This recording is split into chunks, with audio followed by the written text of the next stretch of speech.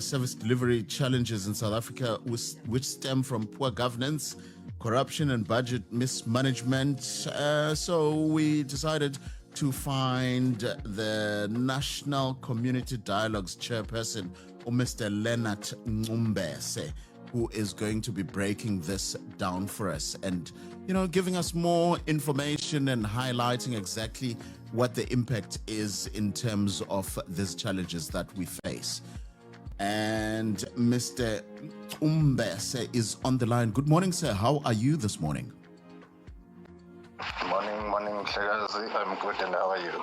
I'm very good, sir. Vini Nokemane. I always don't. I know. It's a standard response.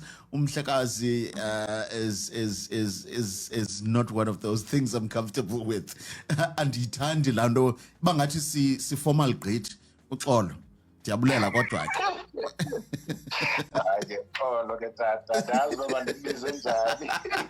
Hayi ndiyadlala bhutam khuleka kho ngxaki noba ukhethe AP ayikho nje ingxaki Mr. Leonard Ncumbese. So earlier on we were talking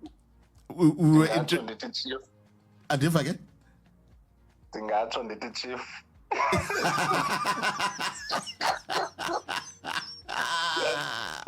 Whoa, from bad to worse, but it's okay. I can feel it, chief. Ingathi kusabanzima ngale ntsasa. Sithetha apha nge-service delivery challenges in South Africa stemming from poor governance, corruption, budget mismanagement, coupled with a lack of skilled professionals and inadequate funding at local government level. Yintoni yeyiphi ingcaciso ongasinika yona yokuqala to directly break down these challenges as they impact us as abahlali?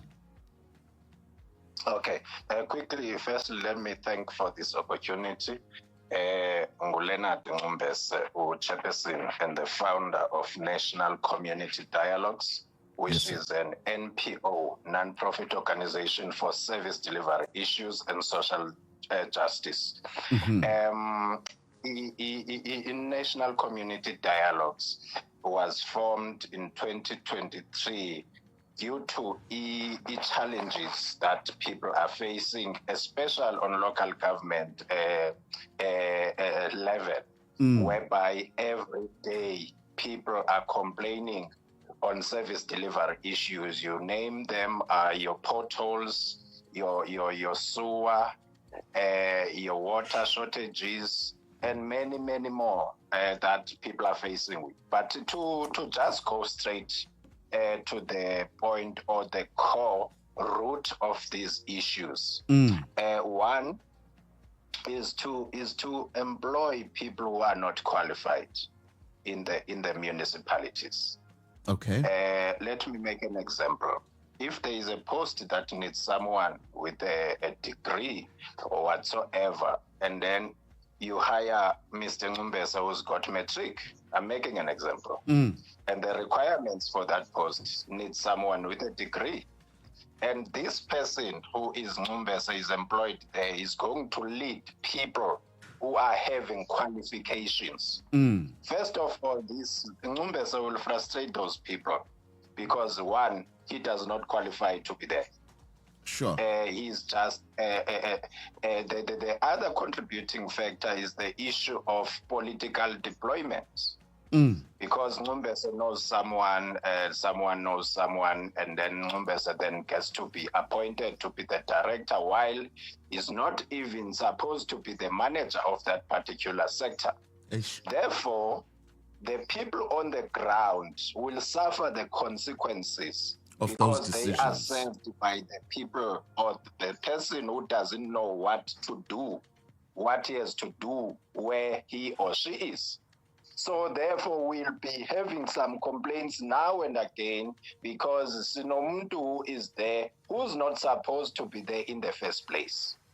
Secondly, the issue of arrogance in politicians and the officials, where you pick up something wrong and then you report to them, and they first to analyze you first. Who are you? Where are you from? Why are you bringing this to our attention? Why is it coming through you? And if you sit down and analyze this very well, it doesn't matter who brings the issue on the table. As long as it's a valid point or is a valid issue that needs attention, whoever that is in power is in position supposed to attend to that and solve it. Lastly, one of the things that is a cancer to us, it's us as the people. Who do we vote for?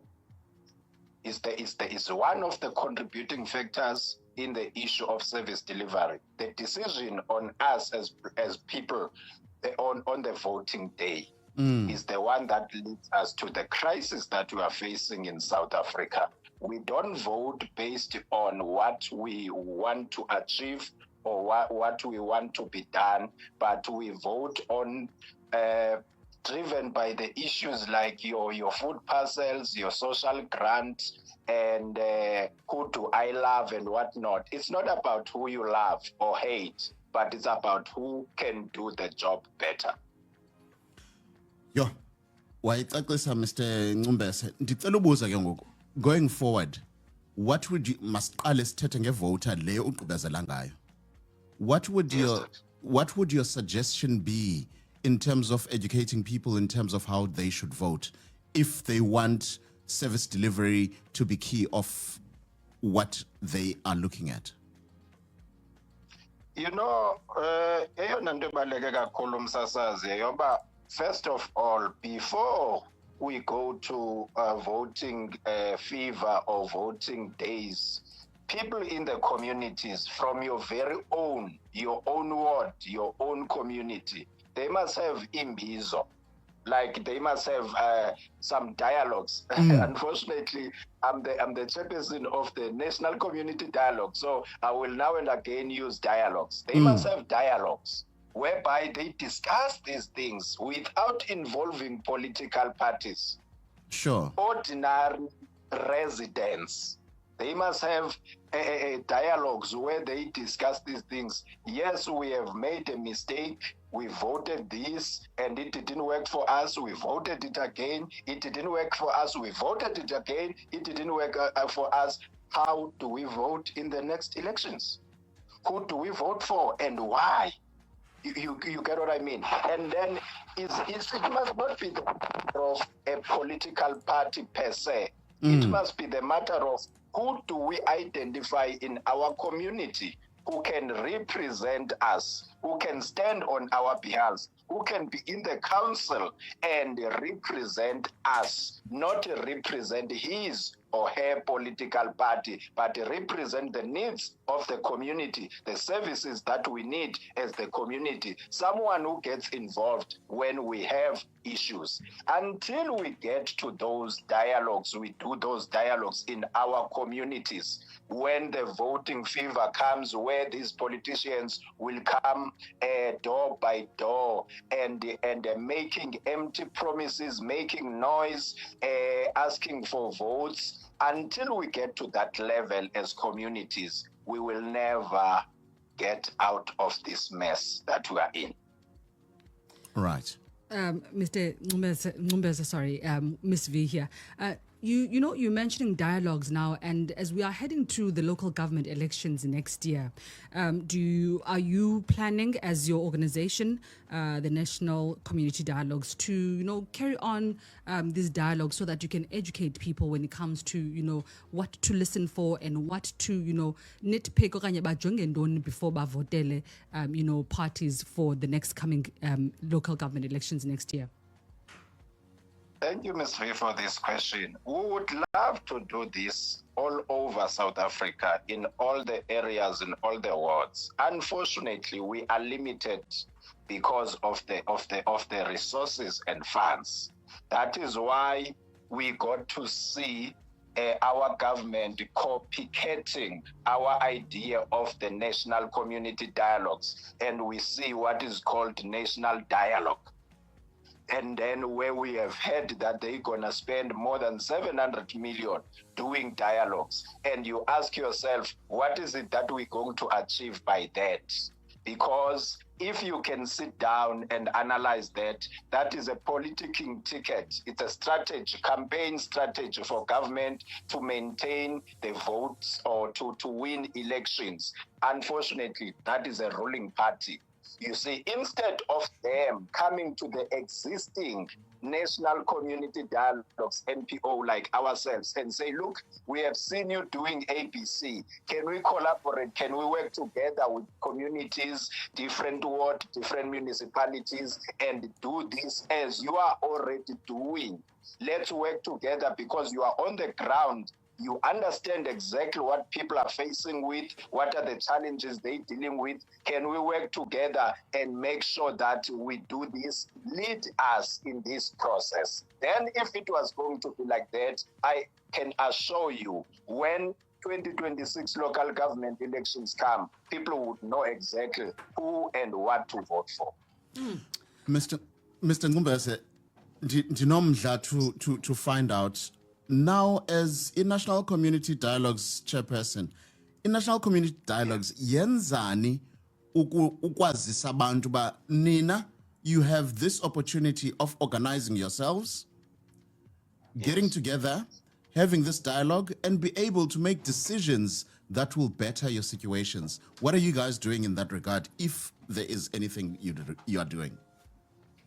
Okay, thank you. As I mentioned that we having challenge in terms of resources and funds, what we have done, we created WhatsApp groups for different municipalities, WhatsApp groups for different provinces, where we engage people almost on daily basis, bringing the issues on the table, attending the issues that they are facing. For example, yesterday, we were dealing with the issue of water shortages where there was a strike at Ebony Park in Gauteng province, where people were, the residents blockaded the roads, complaining about the water. And then in situations like that, we bring people together and say, look, no one will come for you. You must unite yourselves as residents and stand for what is right and demand services. It is your right to do so. You don't need a political party to do that for you or to represent you. As the community members, as residents, you can do that. We must put aside the issue that in order to do something, we need a certain political party. People are more powerful than a political party as long they are united, as long they understand that there is no political party without residents, without citizens. In order to have a political party, it gets to be formed by the ordinary citizens or residents. That gives the power to that political party, that gives the power or the votes for that political party to win elections. Meaning that whether the political party likes it or not even a single political party is powerful than ordinary citizens or residents. Mr. Ncumbese, before we let you go, abantu ke ngoku abafuna uncedisana ne-NPO lena, to spread the word or to try and reach a national footprint, benza njani? As I mentioned, we have different WhatsApp groups. You just send us a message on WhatsApp and ask that we give you the link to join our groups. And then number two, we also have NPO bank accounts whereby if you say, look, I would like to assist financially this NPO, we also give you that NPO bank accounts. There are so many programs, in fact, that we are doing across South Africa, and then we need more of people to support us. I can give out the number that someone can send us WhatsApp to. Yes, it's please. 079-053-7458. I repeat, 079-053-7458. You can just send WhatsApp and say, look, here I am. I want to be part of your programs. I want to be part of you. How can I do? Then we guide you. Mr. Ncumbese, thank you so much for your time this morning. Thank you so much for the opportunity. May God bless you and keep you. Bye, Chief. Siyabulela Chief. Siyabulela Chief. Mhlonipheyi. Mhlonipheyi. All right, that is Mr. Leonard Ncumbese, who is the National Community Dialogue Chairperson. He founded the NPO so that he can open lines of communication in communities so that, abantu can drive programs for themselves and also fight, challenges of poor governance, corruption and budget mismanagement. Zonke izinto zisehlelayo in our communities and municipalities around the country. Like I said, it was an interview I was looking forward to. Yeah. It seems very interesting because it's based on the system that kind of got us where we are. Back in the day, communities used to get together. They would meet up. There would be these dialogues, these conversations, and there would be a strategy of how things are going to be done.